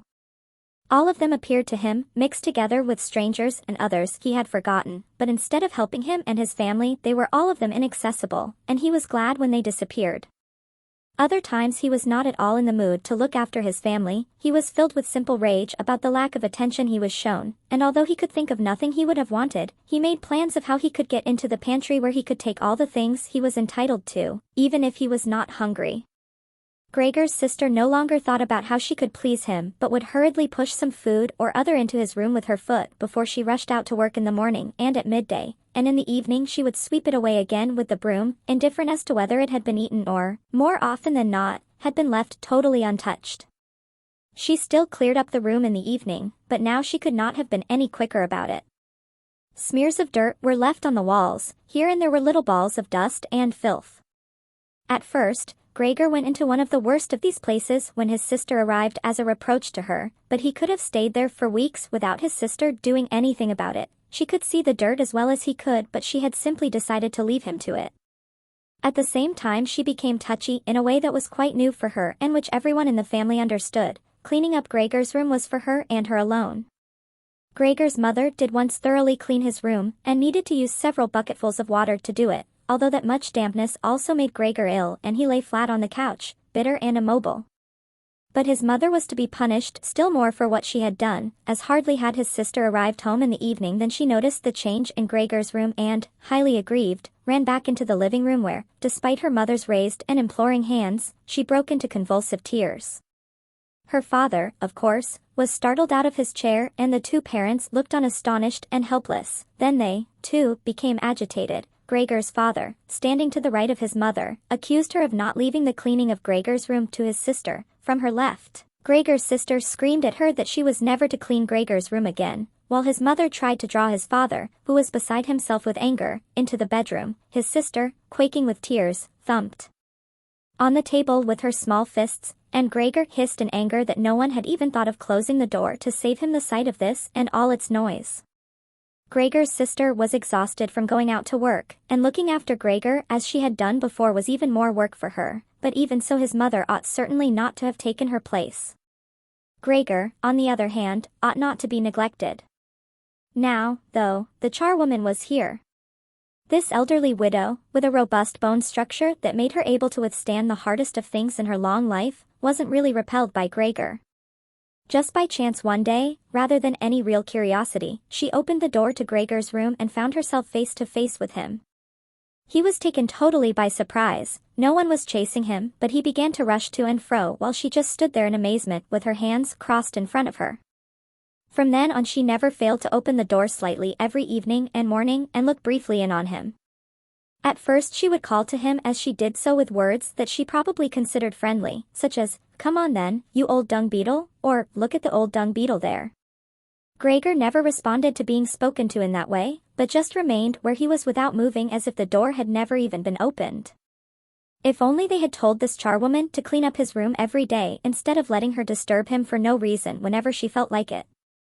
One day, early in the morning while a heavy rain struck the window panes, perhaps indicating that spring was coming, she began to speak to him in that way once again.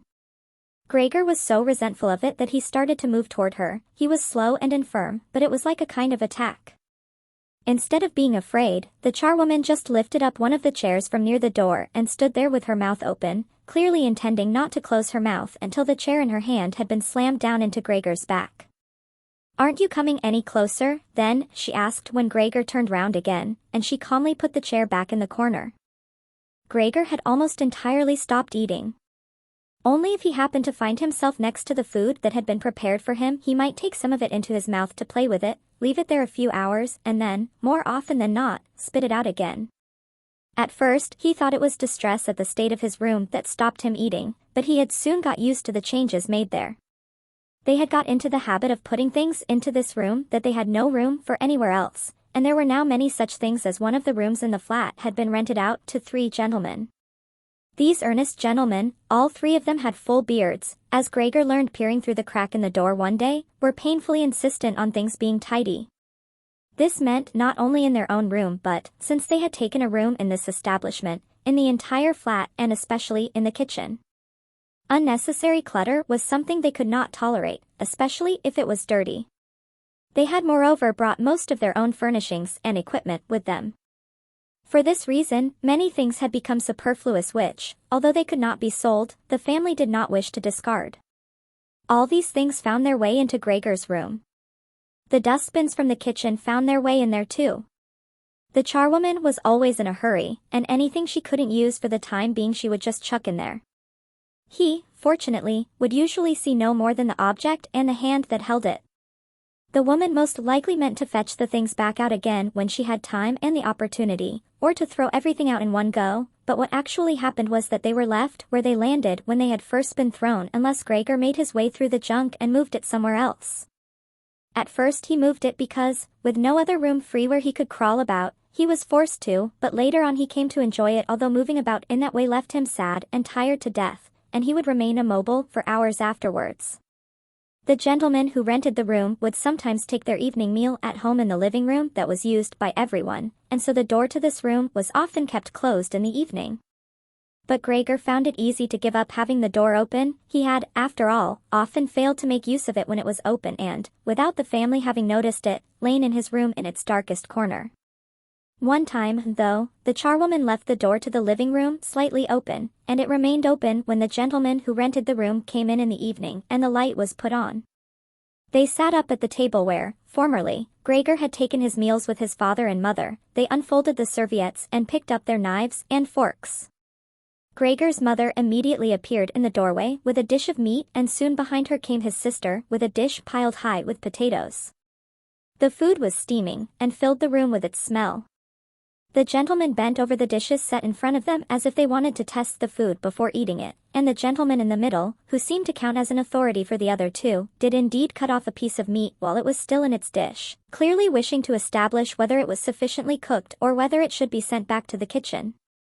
It was to his satisfaction, and Gregor's mother and sister, who had been looking on anxiously, began to breathe again and smiled. The family themselves ate in the kitchen. Nonetheless, Gregor's father came into the living room before he went into the kitchen, bowed once with his cap in his hand and did his round of the table. The gentlemen stood as one and mumbled something into their beards. Then, once they were alone, they ate in near perfect silence. It seemed remarkable to Gregor that above all the various noises of eating their chewing teeth could still be heard, as if they had wanted to show Gregor that you need teeth in order to eat and it was not possible to perform anything with jaws that are toothless however nice they might be. "I'd like to eat something," said Gregor anxiously, "but not anything like they're eating. They do feed themselves. And here I am, dying." Throughout all this time, Gregor could not remember having heard the violin being played, but this evening it began to be heard from the kitchen. The three gentlemen had already finished their meal, the one in the middle had produced a newspaper, given a page to each of the others, and now they leant back in their chairs reading them and smoking. When the violin began playing they became attentive, stood up and went on tiptoe over to the door of the hallway where they stood pressed against each other. Someone must have heard them in the kitchen, as Gregor's father called out, "Is the playing perhaps unpleasant for the gentlemen? We can stop it straight away." "On the contrary," said the middle gentleman, "would the young lady not like to come in and play for us here in the room, where it is, after all, much more cozy and comfortable?" "Oh yes, we'd love to," called back Gregor's father as if he had been the violin player himself. The gentleman stepped back into the room and waited. Gregor's father soon appeared with the music stand, his mother with the music and his sister with the violin. She calmly prepared everything for her to begin playing. His parents, who had never rented a room out before and therefore showed an exaggerated courtesy towards the three gentlemen, did not even dare to sit on their own chairs. His father leant against the door with his right hand pushed in between two buttons on his uniform coat. His mother, though, was offered a seat by one of the gentlemen and sat, leaving the chair where the gentleman happened to have placed it, out of the way in a corner. His sister began to play. Father and mother paid close attention, one on each side, to the movements of her hands. Drawn in by the playing, Gregor had dared to come forward a little and already had his head in the living room. Before, he had taken great pride in how considerate he was, but now it hardly occurred to him that he had become so thoughtless about the others. What's more, there was now all the more reason to keep himself hidden as he was covered in the dust that lay everywhere in his room and flew up at the slightest movement. He carried threads, hairs, and remains of food about on his back and sides. He was much too indifferent to everything now to lay on his back and wipe himself on the carpet like he had used to do several times a day. And despite this condition, he was not too shy to move forward a little onto the immaculate floor of the living room. No one noticed him, though.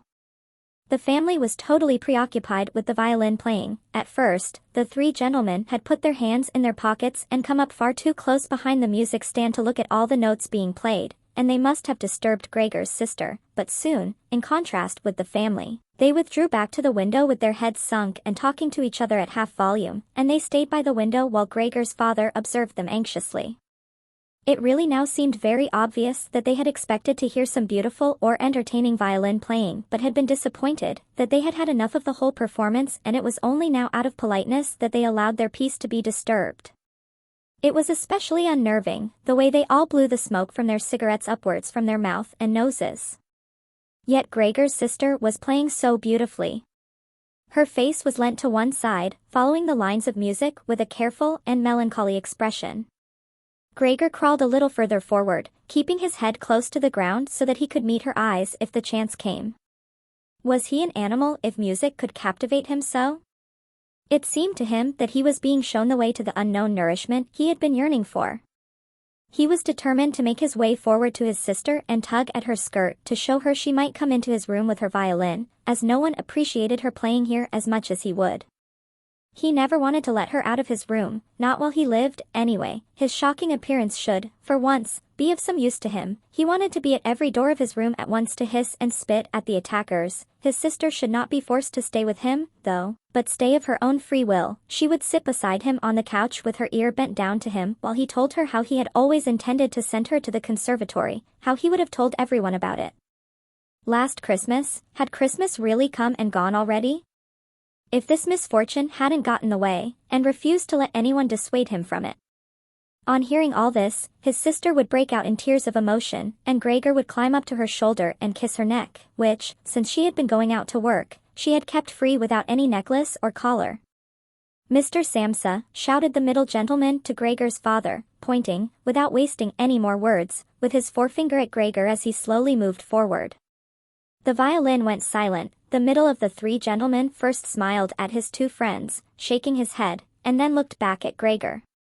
His father seemed to think it more important to calm the three gentlemen before driving Gregor out, even though they were not at all upset and seemed to think Gregor was more entertaining than the violin playing had been. He rushed up to them with his arms spread out and attempted to drive them back into their room at the same time as trying to block their view of Gregor with his body. Now they did become a little annoyed, and it was not clear whether it was his father's behavior that annoyed them or the dawning realization that they had a neighbor like Gregor in the next room without knowing it. They asked Gregor's father for explanations, raised their arms like he had, tugged excitedly at their beards and moved back towards their room only very slowly. Meanwhile, Gregor's sister had overcome the despair she had fallen into when her playing was suddenly interrupted. She had let her hands drop and let violin and bow hang limply for a while but continued to look at the music as if still playing, but then she suddenly pulled herself together, laid the instrument on her mother's lap who still sat laboriously struggling for breath where she was, and ran into the next room which, under pressure from her father, the three gentlemen were more quickly moving toward. Under his sister's experienced hand, the pillows and covers on the beds flew up and were put into order, and she had already finished making the beds and slipped out again before the three gentlemen had reached the room. Gregor's father seemed so obsessed with what he was doing that he forgot all the respect he owed to his tenants. He urged them and pressed them until, when he was already at the door of the room, the middle of the three gentlemen shouted like thunder and stamped his foot and thereby brought Gregor's father to a halt. "I declare here and now," he said, raising his hand and glancing at Gregor's mother and sister to gain their attention too, "that with regard to the repugnant conditions that prevail in this flat and with this family," here he looked briefly but decisively at the floor, "I give immediate notice on my room. For the days that I have been living here I will, of course, pay nothing at all. On the contrary, I will consider whether to proceed with some kind of action for damages from you, and believe me it would be very easy to set out the grounds for such an action." He was silent and looked straight ahead as if waiting for something. And indeed, his two friends joined in with the words, "and we also give immediate notice." With that, he took hold of the door handle and slammed the door. Gregor's father staggered back to his seat, feeling his way with his hands, and fell into it. It looked as if he was stretching himself out for his usual evening nap, but from the uncontrolled way his head kept nodding it could be seen that he was not sleeping at all. Throughout all this, Gregor had lain still where the three gentlemen had first seen him. His disappointment at the failure of his plan, and perhaps also because he was weak from hunger, made it impossible for him to move. He was sure that everyone would turn on him any moment, and he waited. He was not even startled out of this state when the violin on his mother's lap fell from her trembling fingers and landed loudly on the floor. "Father, mother," said his sister, hitting the table with her hand as introduction, "we can't carry on like this. Maybe you can't see it, but I can. I don't want to call this monster my brother, all I can say is, we have to try and get rid of it. We've done all that's humanly possible to look after it and be patient. I don't think anyone could accuse us of doing anything wrong." "She's absolutely right," said Gregor's father to himself. His mother, who still had not had time to catch her breath, began to cough dully, her hand held out in front of her and a deranged expression in her eyes. Gregor's sister rushed to his mother and put her hand on her forehead. Her words seemed to give Gregor's father some more definite ideas. He sat upright, played with his uniform cap between the plates left by the three gentlemen after their meal, and occasionally looked down at Gregor as he lay there immobile. "We have to try and get rid of it," said Gregor's sister, now speaking only to her father, as her mother was too occupied with coughing to listen. "It'll be the death of both of you, I can see it coming. We can't all work as hard as we have to and then come home to be tortured like this. We can't endure it. I can't endure it anymore." And she broke out so heavily in tears that they flowed down the face of her mother, and she wiped them away with mechanical hand movements.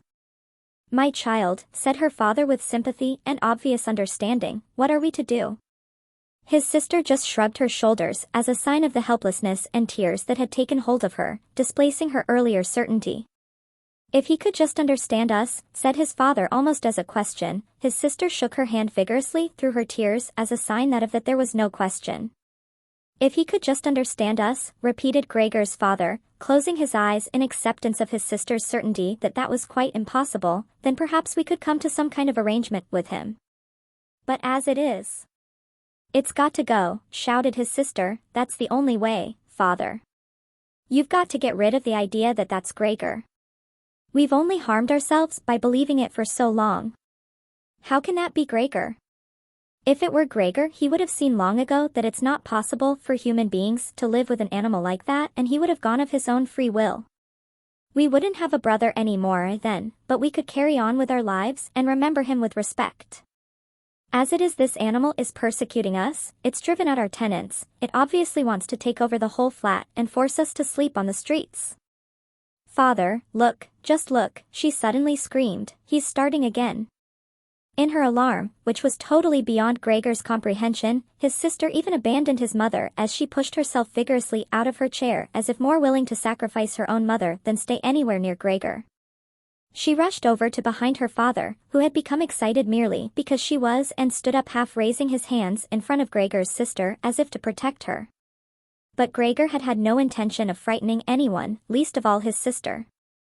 All he had done was begin to turn round so that he could go back into his room, although that was in itself quite startling as his pain-racked condition meant that turning round required a great deal of effort and he was using his head to help himself do it, repeatedly raising it and striking it against the floor. He stopped and looked round. They seemed to have realized his good intention and had only been alarmed briefly. Now they all looked at him in unhappy silence. His mother lay in her chair with her legs stretched out and pressed against each other, her eyes nearly closed with exhaustion. His sister sat next to his father with her arms around his neck. Maybe now they'll let me turn round, thought Gregor, and went back to work. He could not help panting loudly with the effort and had sometimes to stop and take a rest. No one was making him rush anymore, everything was left up to him. As soon as he had finally finished turning round, he began to move straight ahead. He was amazed at the great distance that separated him from his room, and could not understand how he had covered that distance in his weak state a little while before and almost without noticing it. He concentrated on crawling as fast as he could and hardly noticed that there was not a word, not any cry, from his family to distract him. He did not turn his head until he had reached the doorway. He did not turn it all the way round as he felt his neck becoming stiff, but it was nonetheless enough to see that nothing behind him had changed, only his sister had stood up. With his last glance, he saw that his mother had now fallen completely asleep. He was hardly inside his room before the door was hurriedly shut, bolted and locked. The sudden noise behind Gregor so startled him that his little legs collapsed under him. It was his sister who had been in so much of a rush. She had been standing there waiting and sprung forward lightly. Gregor had not heard her coming at all, and as she turned the key in the lock she said loudly to her parents at last. What now, then? Gregor asked himself as he looked round in the darkness. He soon made the discovery that he could no longer move at all. This was no surprise to him, it seemed rather that being able to actually move around on those spindly little legs until then was unnatural. He also felt relatively comfortable. It is true that his entire body was aching, but the pain seemed to be slowly getting weaker and would finally disappear altogether. He could already hardly feel the decayed apple in his back or the inflamed area around it, which was entirely covered in white dust. He thought back of his family with emotion and love. If it was possible, he felt that he must go away even more strongly than his sister. He remained in this state of empty and peaceful rumination until he heard the clock tower strike 3 in the morning. He watched as it slowly began to get light everywhere outside the window too. Then, without his willing it, his head sank down completely, and his last breath flowed weakly from his nostrils. When the cleaner came in early in the morning, they'd often asked her not to keep slamming the doors, but with her strength and in her hurry she still did, so that everyone in the flat knew when she'd arrived, and from then on it was impossible to sleep in peace. She made her usual brief look in on Gregor and at first found nothing special. She thought he was laying there so still on purpose, playing the martyr. She attributed all possible understanding to him. She happened to be holding the long broom in her hand, so she tried to tickle Gregor with it from the doorway. When she had no success with that she tried to make a nuisance of herself and poked at him a little, and only when she found she could shove him across the floor with no resistance at all did she start to pay attention. She soon realized what had really happened, opened her eyes wide, whistled to herself, but did not waste time to yank open the bedroom doors and shout loudly into the darkness of the bedrooms, "Come and have a look at this, it's dead, just lying there, stone dead." Mr. and Mrs. Samsa sat upright there in their marriage bed and had to make an effort to get over the shock caused by the cleaner before they could grasp what she was saying. But then, each from his own side, they hurried out of bed. Mr. Samsa threw the blanket over his shoulders. Mrs. Samsa just came out in her nightdress, and that is how they went into Gregor's room. On the way they opened the door to the living room where Grete had been sleeping since the three gentlemen had moved in. She was fully dressed as if she had never been asleep, and the paleness of her face seemed to confirm this. "Dead?" asked Mrs. Samsa, looking at the charwoman inquiringly, even though she could have checked for herself and could have known it even without checking. "That's what I said," replied the cleaner, and to prove it she gave Gregor's body another shove with the broom, sending it sideways across the floor. Mrs. Samsa made a movement as if she wanted to hold back the broom, but did not complete it. "Now then," said Mr. Samsa, "let's give thanks to God for that." He crossed himself, and the three women followed his example. Grete, who had not taken her eyes from the corpse, said, "Just look how thin he was. He didn't eat anything for so long." The food came out again just the same as when it went in. Gregor's body was indeed completely dried up and flat. They had not seen it until then, but now he was not lifted up on his little legs, nor did he do anything to make them look away. "Grete, come with us in here for a little while," said Mrs. Samsa with a pained smile, and Grete followed her parents into the bedroom but not without looking back at the body. The cleaner shut the door and opened the window wide. Although it was still early in the morning, the fresh air had something of warmth mixed in with it. It was already the end of March, after all. The three gentlemen stepped out of their room and looked round in amazement for their breakfasts. They had been forgotten about. "Where is our breakfast?" the middle gentleman asked the cleaner irritably. She just put her finger on her lips and made a quick and silent sign to the men that they might like to come into Gregor's room. They did so, and stood around Gregor's corpse with their hands in the pockets of their well-worn coats. It was now quite light in the room. Then the door of the bedroom opened and Mr. Samsa appeared in his uniform with his wife on one arm and his daughter on the other. All of them had been crying a little. Grete now and then pressed her face against her father's arm. "Leave my home now," said Mr. Samsa, indicating the door and without letting the women from him. "What do you mean?" asked the middle of the three gentlemen, somewhat disconcerted, and he smiled sweetly.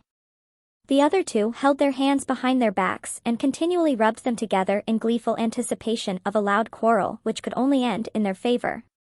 "I mean just what I said," answered Mr. Samsa, and, with his two companions, went in a straight line towards the man. At first, he stood there still, looking at the ground as if the contents of his head were rearranging themselves into new positions. "All right, we'll go then," he said, and looked up at Mr. Samsa as if he had been suddenly overcome with humility and wanted permission again from Mr. Samsa for his decision. Mr. Samsa merely opened his eyes wide and briefly nodded to him several times. At that, and without delay, the man actually did take long strides into the front hallway. His two friends had stopped rubbing their hands some time before and had been listening to what was being said. Now they jumped off after their friend as if taken with a sudden fear that Mr. Samsa might go into the hallway in front of them and break the connection with their leader. Once there, all three took their hats from the stand, took their sticks from the holder, bowed without a word and left the premises. Mr. Samsa and the two women followed them out onto the landing, but they had had no reason to mistrust the men's intentions, and as they leaned over the landing they saw how the three gentlemen made slow but steady progress down the many steps. As they turned the corner on each floor they disappeared and would reappear a few moments later. The further down they went, the more that the Samsa family lost interest in them, when a butcher's boy, proud of posture with his tray on his head, passed them on his way up and came nearer than they were. Mr. Samsa and the women came away from the landing and went, as if relieved, back into the flat. They decided the best way to make use of that day was for relaxation and to go for a walk. Not only had they earned a break from work, but they were in serious need of it. So they sat at the table and wrote 3 letters of excusal, Mr. Samsa to his employers, Mrs. Samsa to her contractor and Grete to her principal. The cleaner came in while they were writing to tell them she was going. She'd finished her work for that morning.